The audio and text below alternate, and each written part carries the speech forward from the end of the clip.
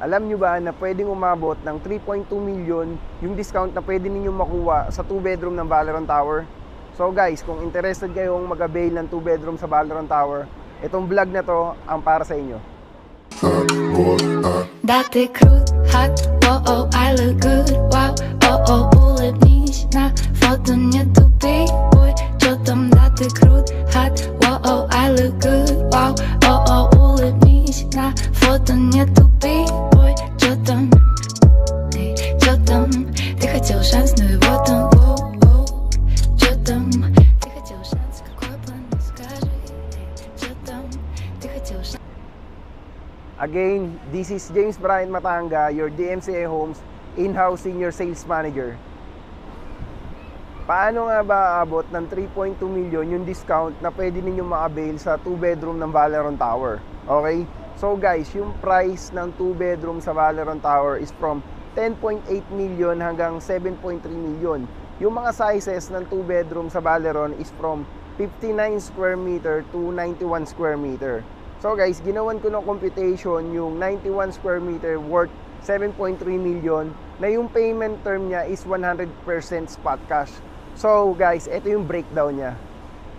Computation for the 2-bedroom 91 square meter with 100% spot cash kay Valeron Tower. Okay? So yung total contract price ng 91 square meter is 17,380,000. Okay? Magkakaroon tayo ng less 4% promo discount, pero this 4% promo discount is valid until February 20, 2024.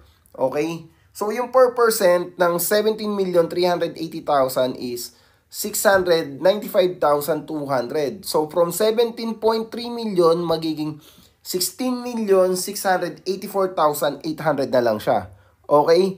After less itong 4% promo discount guys, magkakaroon ka pa ng 10% regular discount. So, saan nakuha yung 10% regular discount? Yung 10% regular discount is in-offer ni DMCI once na 100% spot cash ang payment term.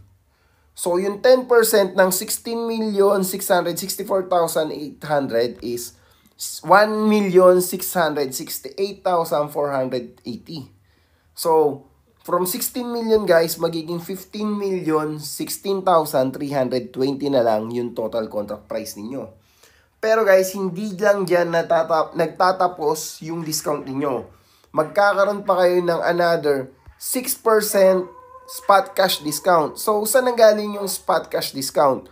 Okay, yung spot cash discount guys is ino-offer ni DMCI kapag ka pre-selling project pa lang yung i-avail ni client.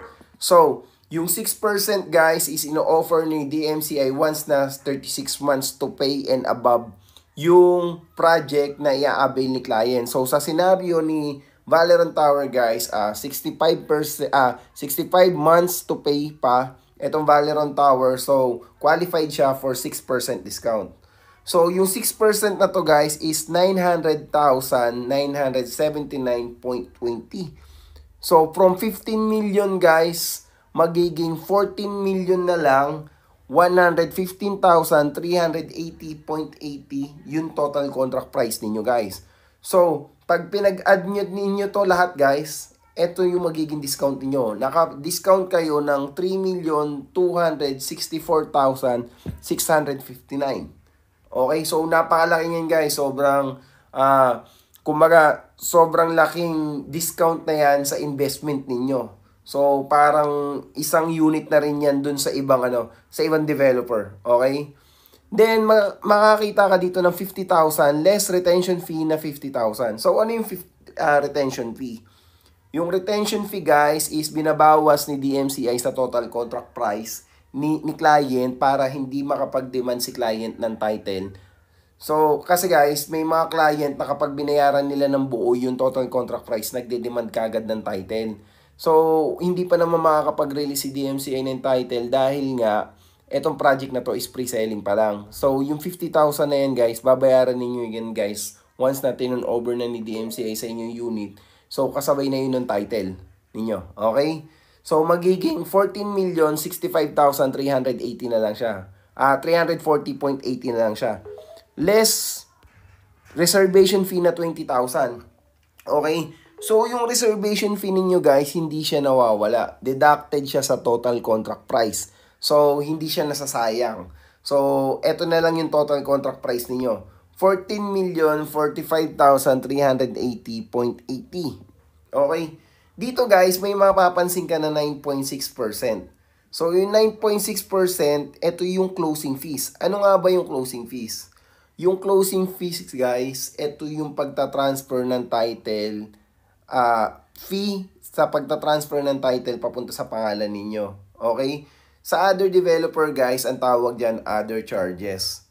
So, James, ba't ang taas naman ng closing fees ninyo? Actually guys, to be honest with you, may kataasan nga yung closing fees ni DMCI.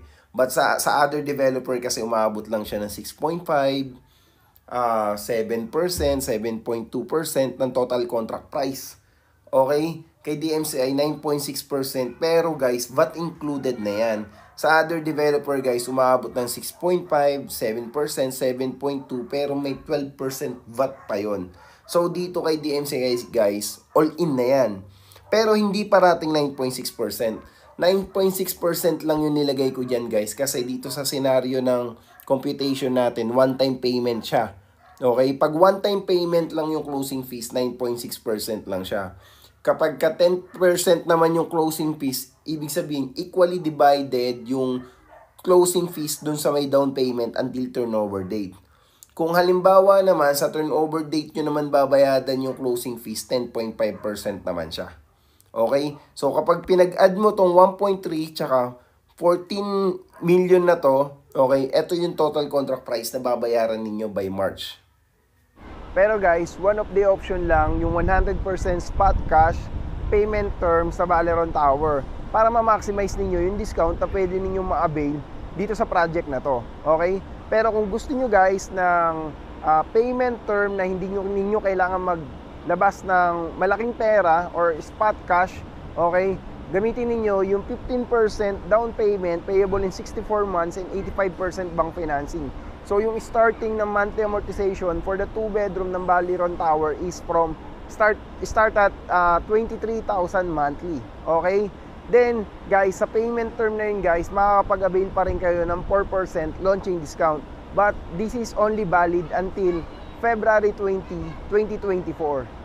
Disclaimer lang guys, yung price, payment term, and discount na didiscuss ko sa video na to is valid nung time na ginagawa ko tong video na to, and possible pa rin na magkaroon ng price increase, mawala yung discount, and mapalitan yung payment term for this project. Okay? So guys, if interested kayo sa project na to guys, please don't forget to contact me on my contact number listed below, and don't forget to like, share, and subscribe at my YouTube channel. So, thank you guys, and see you in my next vlog.